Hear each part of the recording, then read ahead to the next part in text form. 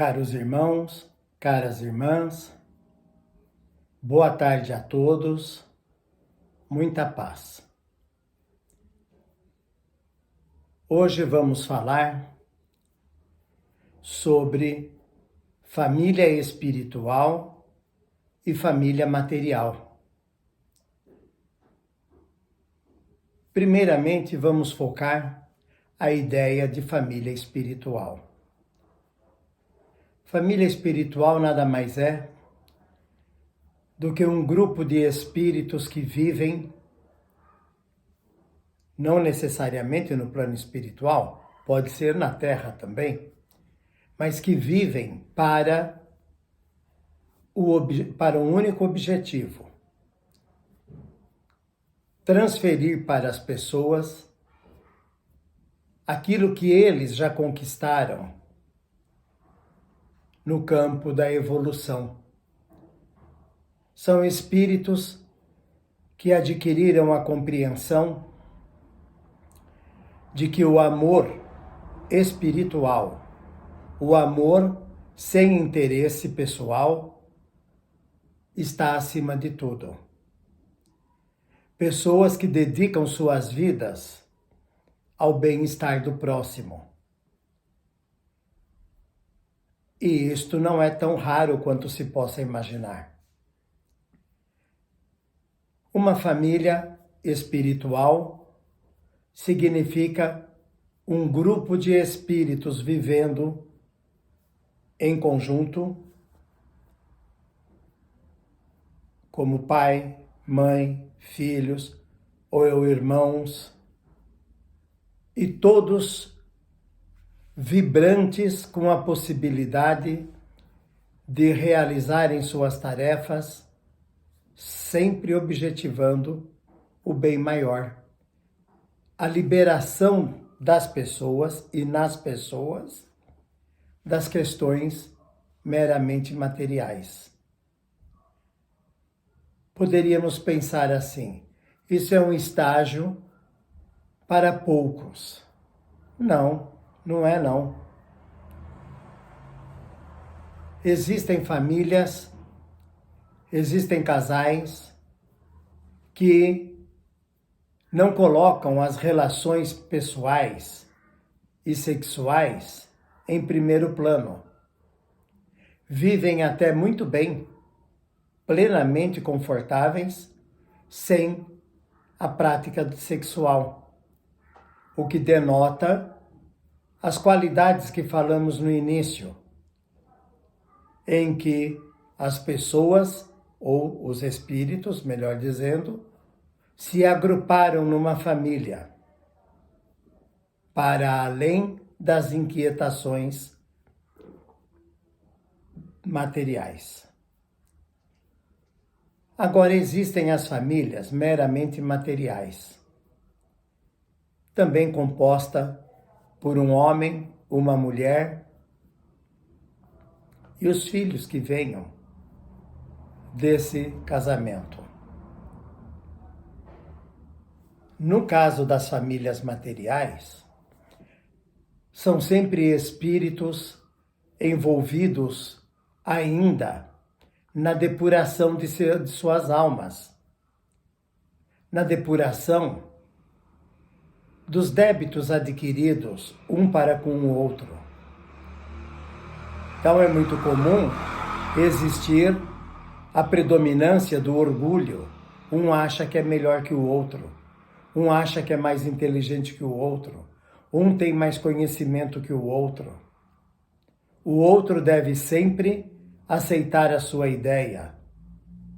Isso mostra claramente um espírito que ainda não tem em si a predominância do amor espiritual.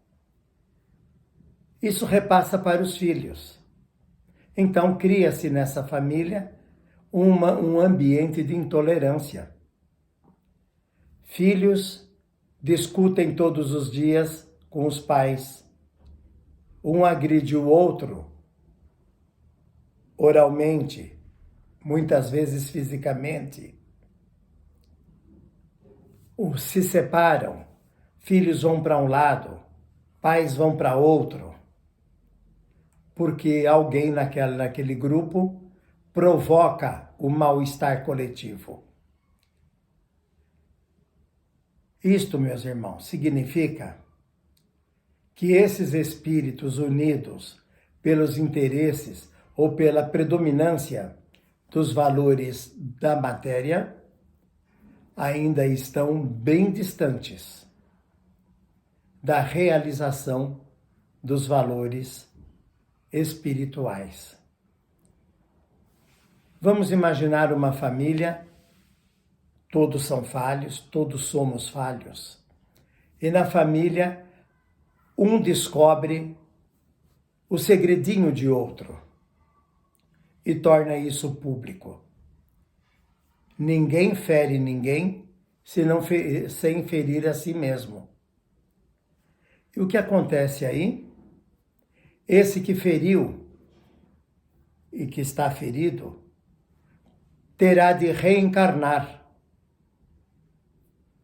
numa outra oportunidade com aqueles mesmos espíritos para limpar-se das marcas do mal causado. E isto é inevitável. Não tem como obter uma segunda opção, porque é no convívio que as coisas acontecem, que os resgates ocorrem. Agora vamos focar um pouco a questão do divórcio. O divórcio é uma lei material, uma lei humana, não é uma lei espiritual. Isso nos faz lembrar uma fala de Jesus quando disse que ninguém deve separar aquilo que Deus uniu. Deus uniu, é verdade, não se contesta. Mas a forma de interpretar, de entender, passa pelo egocentrismo, passa pelos interesses individuais. Há casais que passam a viver em agressões constantes. E o divórcio aí pode ser visto como a última das últimas saídas, para que não ocorra, por exemplo, violências absurdas, chegando até mesmo ao assassinato. Mas isto não significa que esses mesmos espíritos não formarão nova família em outra oportunidade, porque aquela é a forma de se reajustarem. Existe também algo que deve ser levado em consideração: a poligamia. A poligamia não é uma lei natural, é uma lei humana. Houve época nas civilizações que a poligamia era perfeitamente aceita. Atualmente, o espírito humano evoluiu e a maior parte dos países do mundo entendem que a monogamia é o melhor caminho do respeito um pelo outro. Porque na monogamia, dois se unem e fica mais fácil o desenvolvimento da tolerância, da paciência, da capacidade de dividir os valores espirituais adquiridos. Vejam como é grande, meus irmãos, o significado de família. Existem ainda no mundo países que aceitam a poligamia, baseado, inclusive, nos valores das suas religiões. Não tem importância. Está perfeito. Não tem nada a ser estranhado. Porque todos evoluímos.